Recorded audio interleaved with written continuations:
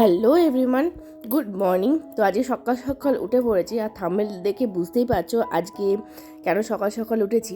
যাই হোক, সকাল সকাল উঠে আজকে একটু গরম জল খেলাম।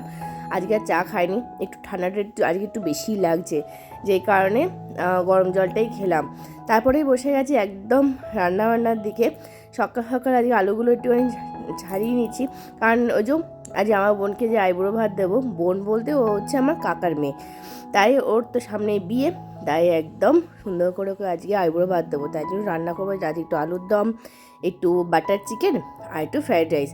আগে ওইগুলোই ভালোবাসে, বিরিয়ানির ঝামেলাটা এবারে আর নিলাম না। তো এখানে আলুগুলো কেটে সুন্দর করে সেদ্ধ করতে বসিয়ে দিয়েছি। তারপরে বসিয়ে পড়লাম চিকেনের জন্য আর আলুর দমের জন্য মশলা কুটতে। তো এখানে চিকেনের জন্য রসুন, পেঁয়াজ আর টমেটো নিয়েছি, আর একটুখানি দেবো কাজু বাদাম। তো চলো সবজিগুলো আগে কেটে নিই। কী বলতো, সকাল সকাল গান শুনে কাজ করতে না ভীষণ ভালো লাগে। আর এদিকে মামুনিও বসে পড়েছে, সবজিগুলো আমাকে একটুখানি কেটে দিচ্ছে। আর এদিকে চলে এসেছি, সমস্ত মশলা আমার একদম রেডি, কাটাকুটি যা ছিল সমস্ত রেডি হয়ে গেছে। দিয়ে দিলাম এরপরে কড়াইতে সাদা তেল আর একটু বাটার।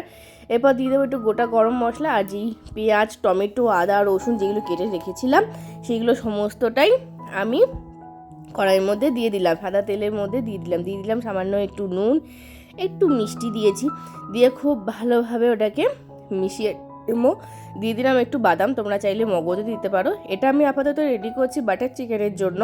তো এই মশলাটা রেডি হতে হতে এদিকে আলুগুলোও সুন্দরভাবে সেদ্ধ হয়ে গেছে।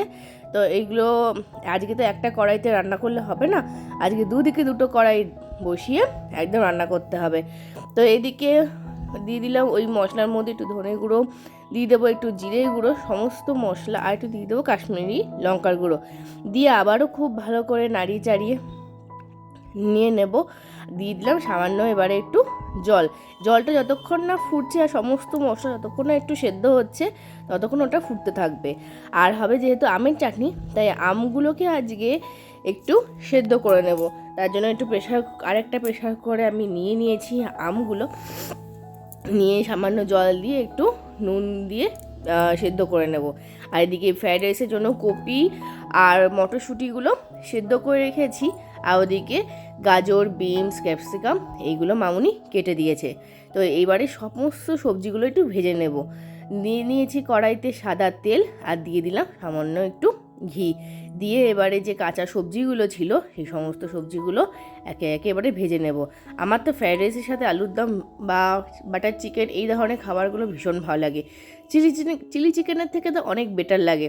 তোমাদের কার কোনটা ভালো লাগে একটু কমেন্টে জানিও। তো এখানে ভাজাটা হোক, তারপরে আবার পরের রেসিপিটা দেখাচ্ছি।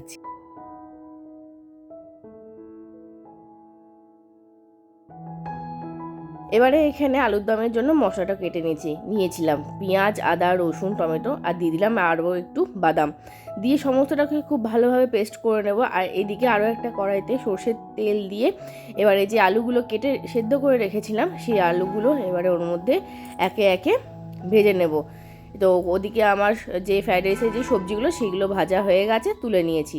এর মধ্যে আলুগুলো এবারে একে একে তেলের মধ্যে ছেড়ে ভেজে নেব।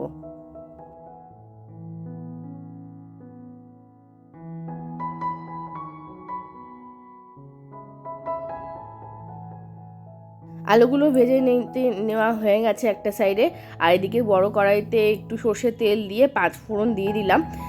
ওদিকে আমার আমের চাটনির জন্য আমটা সেদ্ধ হয়ে গেছে, এবারে আমি ওই আমের চাটনি আমটা আর কি তেলের মধ্যে দিয়ে দেবো সামান্য একটু হলুদ দিয়েছিলাম। আর আমার কাছে না অনেক বাতাসা ছিল, তো বাতাসা দিয়ে দিয়েছি পরিমাণ মতো। আমের চাটনিতে একটু বেশি করে মিষ্টি দিলে কোনো অসুবিধা কিছু নেই। আর এদিকে এবারে কড়াইতে সর্ষের তেল দিয়ে ওর মধ্যে একটু জিরে ফোড়ন দিয়ে দিয়েছি আলুর দমের মশলাটা, যেটা লাস্টে করলাম কাঁচা মশলাটা, সেটা দিয়ে খুব ভালোভাবে এবারে কষিয়ে নেব। আলুর দম এইরকমভাবে আলুর দম খেতে না মানে আমার বর তো ভীষণ ভালোবাসে, সঙ্গে আমারও খুব ভালো লাগে।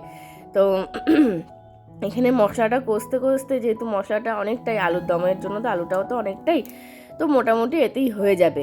তো এরপর দিয়ে দিলাম টক দই, তোমরা চাইলে টমেটোটা বা টক দইটা যে কোনো একটা স্কিপ করতে পারো। জাস্ট আমি এখানে কালারের জন্য, কালারটা জাস্ট একটু চেঞ্জ হওয়ার জন্য আমি টক দইটা ইউজ করেছি। তোমরা চাইলে ফ্রেশ ক্রিম বা দুধ ইউজ করতে পারো, আমি টক দইটা দিয়েছি। এটা টক টক মিষ্টি মিষ্টি হয়, আলুর দমের সাথে কিন্তু দারুণ লাগে। তোমরা এই আলুর দমটা ট্রাই করে দেখতে পারো বাড়িতে। তারপর আলুগুলো দিয়ে খুব ভালোভাবে কষিয়ে নেব একদম, যখন জলটা আরেকটু শুকিয়ে আসবে তারপরে। তো চলো রান্নাবান্নাগুলো ফাটাফাট করে নিই। আজকে দুদিকে দুটো রান্না বসিয়ে দিয়েছি। কী করবো, কারণ আর মামুনি এখন এইসবগুলো খাচ্ছে না, কারণ ও যাবে কুম্ভতে। তো মামুনি একটু কিছু মেনেছে, যেই কারণে মামুনি এইসবগুলো খাচ্ছে না। আদা রসুন পেঁয়াজে কোনো সময় খাচ্ছে না। তো মামুনি বললো যে আজকে সিদ্ধ ভাত খাবে। ঠিক আছে। তো এখানে আমার মোটামুটি আলুর দমটা রেডি। লাস্টে একটুখানি কসুরি মেথি দিয়ে এবার আলুর দমটাকে নামিয়ে দেবো।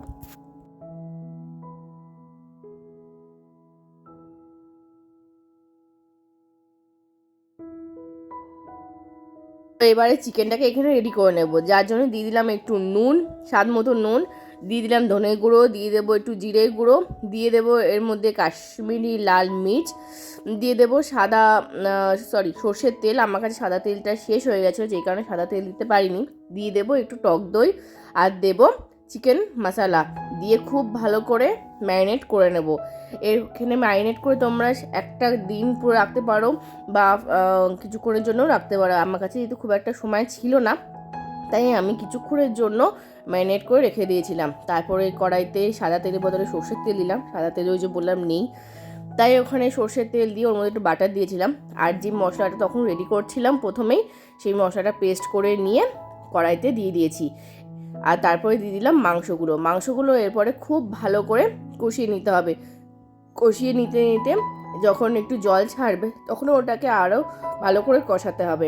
তারপর ওর মধ্যে দিয়ে দেবো কাশ্মীরি লঙ্কার গুঁড়ো। তারপর তোমরা যদি এমনি ঝাল দিতে চাও সেটাও ইউজ করতে পারো। লাস্টে একটুখানি আমি আর কিছু দিইনি, দুধ বা ক্রিম কোনোটাই দিইনি। তো লাস্টে একটু কাসুরি মেথি দিয়ে এটাকে শেষ করলাম। চলো উপরে যাই।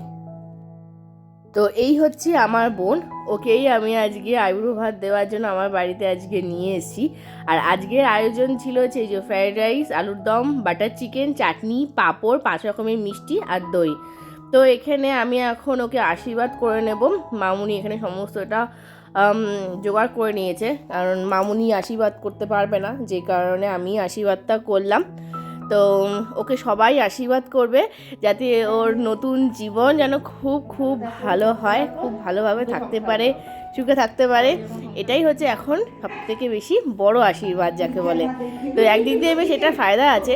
এতদিন একটা মা ঠাকুমারা, মা জেঠিমারা সবাই মিলে আশীর্বাদ করতো, আজ আমি আশীর্বাদ করলাম। এটা বিশাল একটা আনন্দ যাকে বলে। তো চলো ওরা খাওয়া দাওয়া করে নিক। ও হ্যাঁ, এটা হচ্ছে ওর গিফট। তো চলো আমাদের খাওয়া দাওয়া করে নিই, পরে আবার আসছি। দিদির হাতের সব রান্না খুব ভালো হয়েছে। শয়তান মেয়ে ছেলে। শাশুড়িও খুব আদর যত্ন করেছে, দিদিও আমাকে খুব আদর যত্ন করেছে। আমি অনেক আপ্লুত, অনেক অনেক খুশি। সব করেছি। এই হ্যাঁ, ফটোগুলো দিদিটা খুবই ভালো লেগেছে। ব্যাস হয়ে গেছে, আর কিছু জানি না। যাই হোক, আজকের ভিডিওটা এই পর্যন্তই। ভালো লাগলে অবশ্যই লাইক, কমেন্ট, শেয়ার, সাবস্ক্রাইব করে পাশে বেল আইকনটা বাজিয়ে দেবে, যাতে আমার ভিডিওটা সবার আগে পেয়ে যাও। সবাই বেশি বেশি করে সাবস্ক্রাইব করে দাও, আর সবাই ফলো করবে। আর যারা ফেসবুক থেকে দেখছো তারা ফলো করো, যারা ইউটিউব থেকে দেখছো তারা লাইক আর সাবস্ক্রাইব করো, এন্ড কমেন্ট। আর অবশ্যই দেখতে হবে, না দেখলে না এমন মারবো সব, আর কেউ দেখবে না। টাটা টাটা সবাইকে। হ্যাঁ এটা